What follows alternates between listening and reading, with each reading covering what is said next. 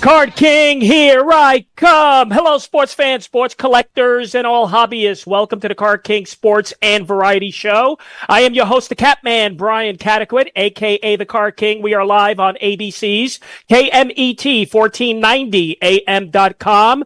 Your number one spot right here for news and talk on the West Coast. I thank everyone for tuning in this morning. On a telephone line, I welcome to the program a seven-time Major League Baseball All-Star who won 3 World Series championships and is a true Cincinnati Reds baseball legend. I welcome in Hall of Famer Tony Perez. Tony, great to have you. Thank you, Chance. Thank you. Nice what to an be on honor! the show. Oh, what an honor, Tony. This is special to me.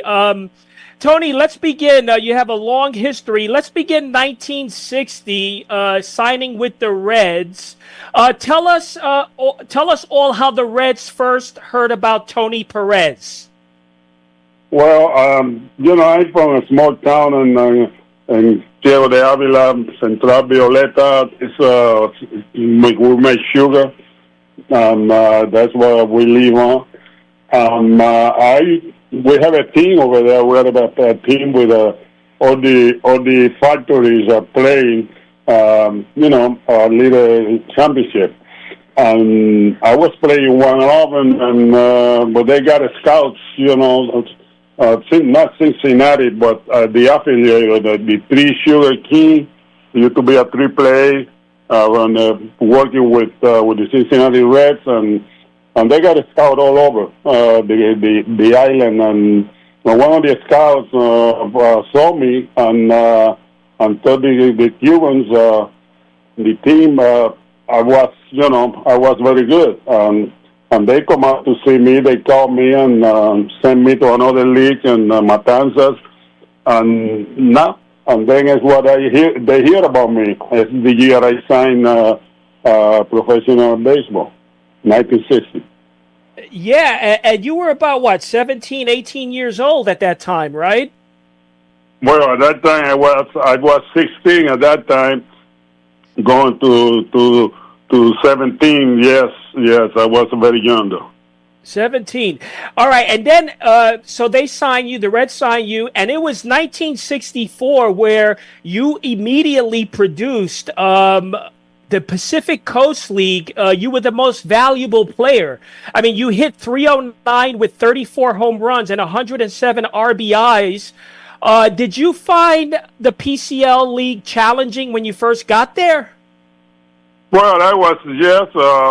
My first year in 1960, I didn't, I was doing better. My first time I played professional baseball, and I hit around 260, but the next year in Geneva, New York Penn League, I come back there because I played in 1960 and 61. I was MVP there in that league too, and that's when I started real going, in my career. And that was, and then 64 with San Diego. I have another great year like the one in 1961. Yes. And we're talking with Tony Perez, Baseball Hall of Famer. He's with us this morning on the telephone line, Tony Perez. Tony, when you first got to the Reds professional baseball team, I believe the managers were Fred Hutchinson and Dick Sisler. Is that right? Right. That was they called me off one time, and then they called me out during August, I think. And I was there for a little while, and then after that, they sent me back. Hutchinson died in 65, and then I had to, I come back there, and Sisler got to be the manager in 1965. Wow. So talk a little bit about those early, those mid-'60s Reds team. I mean, you had Frank Robinson, you had a young Pete Rose. How did those ball players treat you? Did you get along with them right off the bat? How about Frank Robinson? Well, Frank was my idol at the time. I mean, my first 2 years, 1965 and 66, I didn't play on the regular basis. I was playing against only left-handed. They got another first baseman named Gary Coleman, and he was playing against right-handers. And then I sit a lot of games and I watch it from the dugout. And Frank was that kind of player I want to be. and I was watching him. I had the time to watch what he do, how he played the game, and I learned. He teach me how to play the game and be good and play to win. That's what I got from Frank Robinson. All right, how about a young Pete Rose? Because Pete Rose was young back then. Well, Pete Rose, he was a little young. I was playing in Geneva in 1960, and I was playing second base because of the shortstop. They give it $100,000. I was playing short. I signed as a shortstop, and but I never played professional shortstop because one guy who was they give it $100,000 to sign the bonus. They asked me, and that guy had to play first, and then you go in Geneva, you're going to play second. I say, okay, that's me.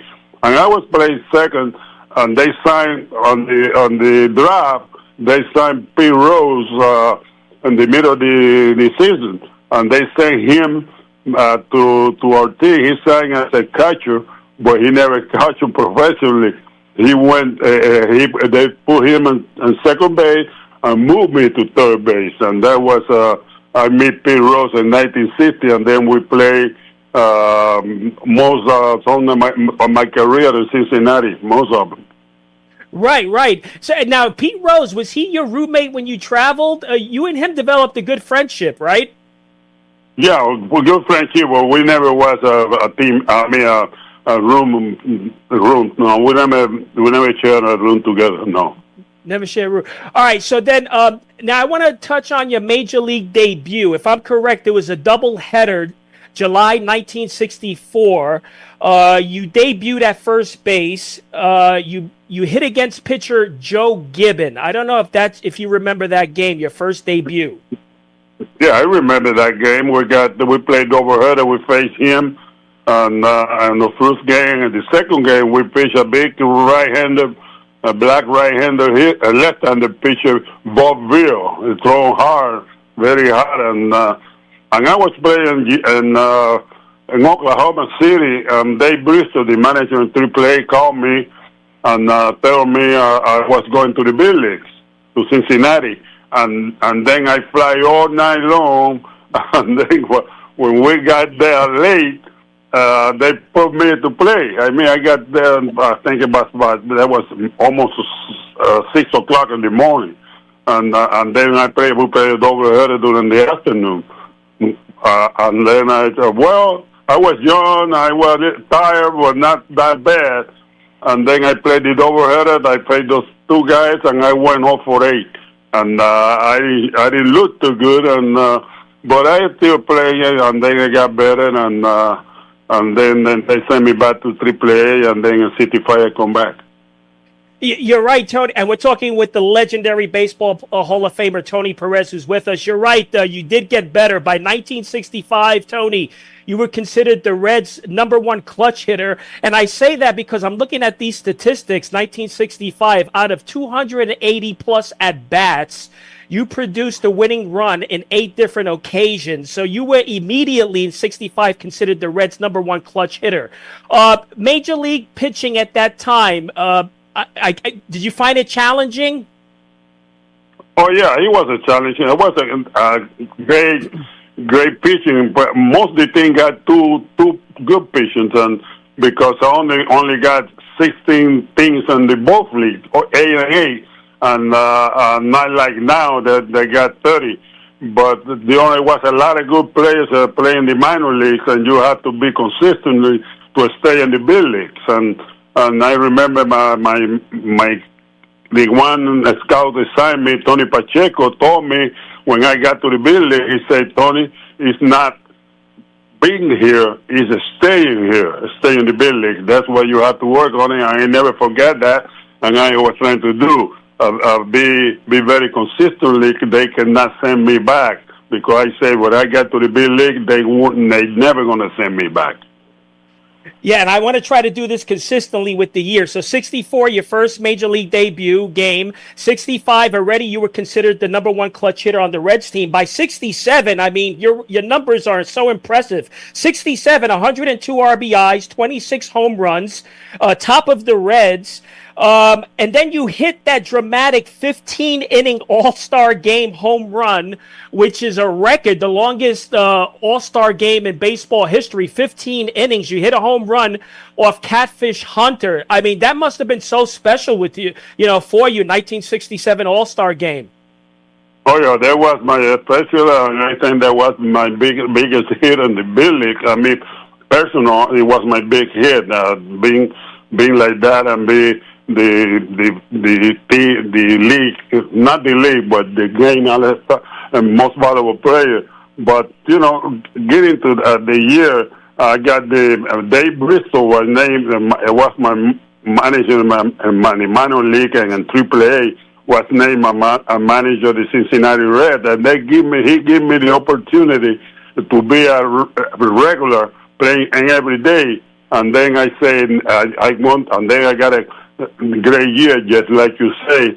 From that on, I know, because of watching those 2 years, sitting on the bench and watching a lot of games, I learned about the pitching on the National League, because I see him pitch only the last 2 years, and I was very knew what I had to do to hit that. No doubt about it. And Tony, you mentioned about pitching. I want to ask you a question. The hardest pitcher you faced in your career, who would that be?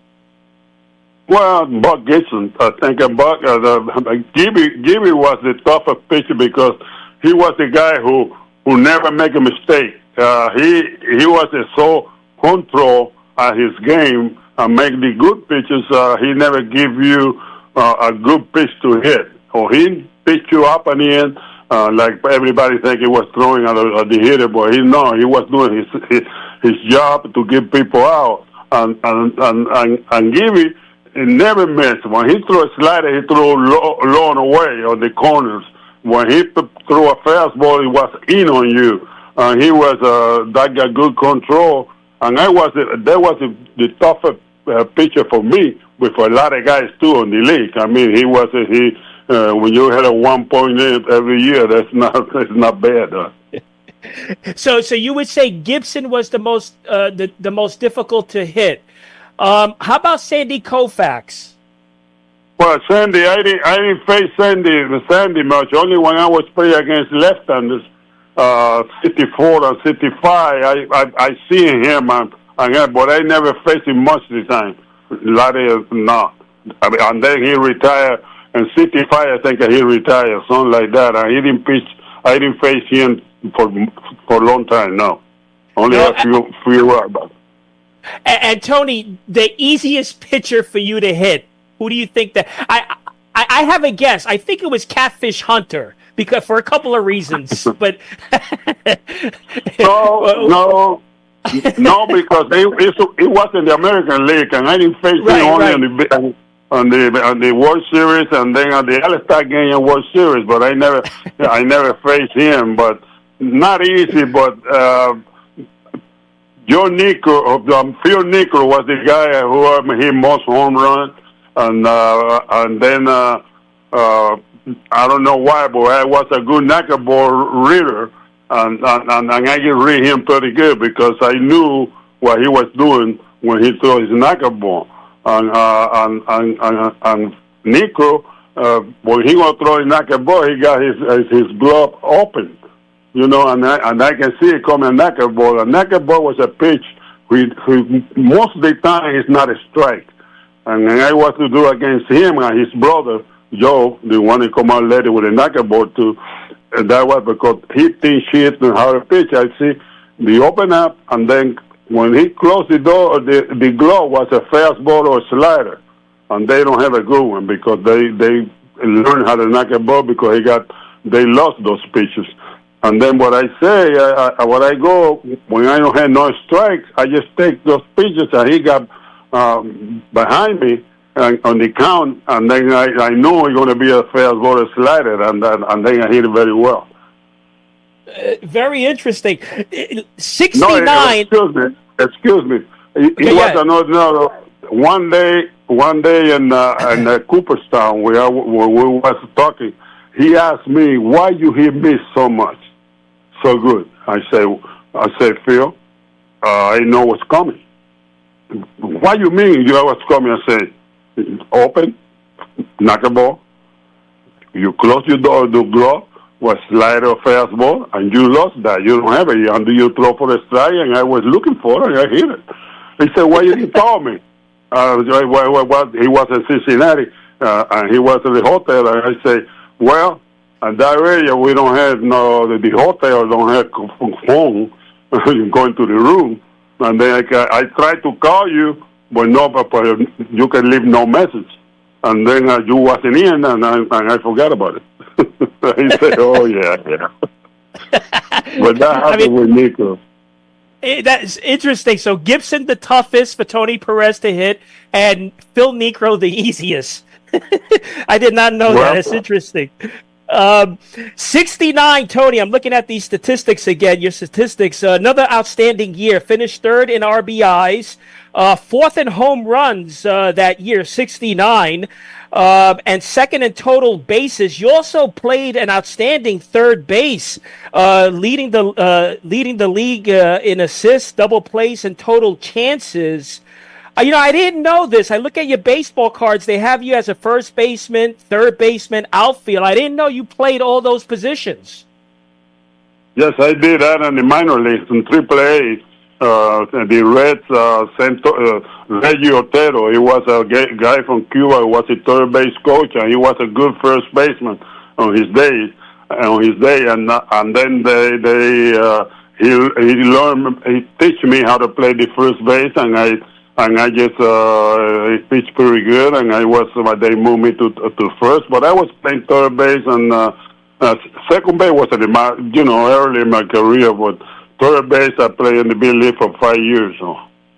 Yeah, I mean, like I said, 69, you led the National League third basemen in assists, double plays, and total chances, which is outstanding. 1970, this is amazing to me as well. You hit 455 in April with 10 homers. I mean, that was a National League mark at the time. I mean, you were on a pace in April that almost hit 500. What were you doing differently in 1970? And you got to keep in mind, this, you're getting older and you're still producing this type of average. Well, I wasn't the best time in my career. My prime, it wasn't those years, those 3 or 4 years. And then I produced very well. I was hitting third early in April and May and June, and I was hitting very well. And Johnny was hitting behind me, and then Lee May and Foster and those guys, and we had a pretty good lineup. And it wasn't easy to pitch to us because we were the big red machine, and we just, we scored a lot of runs. But then after that, Johnny got in a little slump, but he wasn't hitting that well, and Sparky moved him to third, and got me hitting fourth, and then Johnny started hitting, and we keep winning, and we was MVP. Yeah, I mean, we won everything. He was MVP. I'm glad for him because he was a great player and helped us to win too. Yeah, and I have 5 minutes left with you, Tony. I want to get a couple of the World Series games in. 1970, Orioles versus Reds. The Reds lose that series. How was your reaction losing that series? It must have been painful. Well, we know we had trouble. We lose a lot of pitching. We don't have the pitching. They have 4 guys. The Orioles have 4 guys who win 20 games, and they just beat us. I mean, pitching and hitting and everything. And then 72, A's versus Reds, another series you lose, but you did spectacular. That series, I believe you hit 435 against the A's. Another series that the Reds, you should have won. How was that loss? How did the team take that loss? Well, the A's play a very good season. We don't hit like we did during the season. A few of the guys, I was the only one who got a good series, and then we are still going to play 7 games, and then they beat us in the last game because this left fielder. At the time, he made a great play, and number great ball hitting to the left field, and I was on first base, and I had to go around back to first and not to Candy end. But they beat us, and but it was a good series for us, though. Yeah, and I believe that 72 series, didn't you break up a tie? Was it against Catfish? It was against Catfish Hunter. Yes, right. It was against Catfish Hunter. I played him there, too. Well, I always hit him pretty good, though. I know, unbelievable. Now, 75, A's versus Red Sox, and I spoke with Bill Lee, the spaceman. Now, that game, that 75 game, Bill Lee, he threw you that ephus pitch he threw, and you hit it over the Green Monster. The ball is still traveling. That pitch was... take us back to that moment when you saw that ephus pitch. Well, I can go back a little bit before that. You know, he threw one too many. He threw many. When I first faced him, he threw me that blooper pitch and hit the ground, and I swing at it. And it was funny because I look at the dugout, and all my teammate was laughing. And that was very embarrassing about it because the ball hit the ground. And then I said, well, he come back in the pitch a 7 game, and then he threw me one, too, but I didn't swing at it. I just watching what I was watching what he did when he made a step with the right foot, and then I see, I knew what he does, and then when he threw it again, I not only looking for, but I'm gonna get right back here in my mind and see. And he did it. He threw me the last one that time, and he stepped, and he threw, he hanged it, and I hit it out. Oh, man. Did you hit it? You hit it out. I mean, that was a rocket. And for those listening, you got to check that out on YouTube. The Bill Lee ephus pitch to Tony Perez. That was, I mean, it's still traveling. You hit it so far. I mean, that's insane. Yeah. All right. Unbelievable. 76 now against the Yankees. Special series, it was the second time the Reds won 2 consecutive series since, I believe, 1921. And you know, Tony, still to this day, 76, when the Reds, and I want to ask you, when the Reds traded you, that hurt the dynasty. I don't know why the Reds traded you. Well, they did. They asked me after the 76 season against the Yankees at the World Series. They called me in, Mr. Housen, Buck Housen, the general manager, and he told me and said, Tony, you're a great player, but if we get the right trade, we're going to trade you. And I say, well, yeah, but please trade me to a contender team. And he says, for anything they grab you, you want to make it a contender. And then I say, why you want to trade me then? That's what I say, and then we finished talking, and that happened. Yeah, I mean, they traded you for, I believe, the Reds traded you for Woody Fryman and Dale Murray. And, right. I mean, why would they do that? And it's not only my opinion. I believe a lot of fans feel that the dynasty was destroyed once they traded Tony Perez to the Expos. Well, you're asking me why. I was getting older. I was 37 years old. And Dan Driessen was a good player. And he was sitting there for 5 years behind me. And I guess they think that we got so much a good team. And they can win without my service, and that's why they trade me. Plus, I was making bigger money on Driessen, and then they save money. That's why I think it was. Wow. So I mean, you go to Montreal. What was your first, like, when you got to Montreal? How did it feel? I mean, did you feel out of place? Well, I feel good. Well, there was a last place team at the time, but they have a great young player like Andrew Dawson and Gary the catcher, Cromari and some other guys, and they got Steve Rogers the pitching. They got they don't have all the potential yet, but they have potential to to be a contending team, and it took me 3 years to do it. But the last year I played there, in '79, we almost win it. We lost going on the playoff on the last game of the season. Steve Carton beat us, and then we lost. That's what it is. I think the St. Louis Cardinals win it. Man, and then so from the Expos, you go to the Red Sox. You played a long time in baseball. I mean, this is fascinating. You go to the Red Sox. You played there from '80 to '82. Did you like playing at Fenway?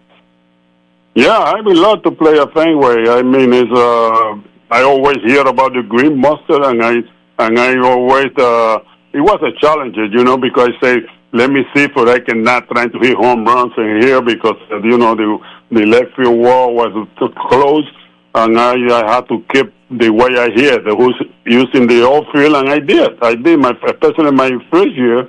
Well, like I said before, I was 38 years old, and I got that great year on the first year, and that was amazing. And Tony, I have 1 minute left. My last question to you. When you look back at your career, what means more to you today? Winning those championship series, being a World Series champion, or being a Baseball Hall of Famer? Well, every player wants to be in the Hall of Fame. I mean, I personally, I want to be in the Hall of Fame. I think that's the biggest thing any player can do. There's only few of them there. But winning, especially 2 World Series on the row for my team, for the city of Cincinnati, it's great too. I think I want to say who was my first. I say 2.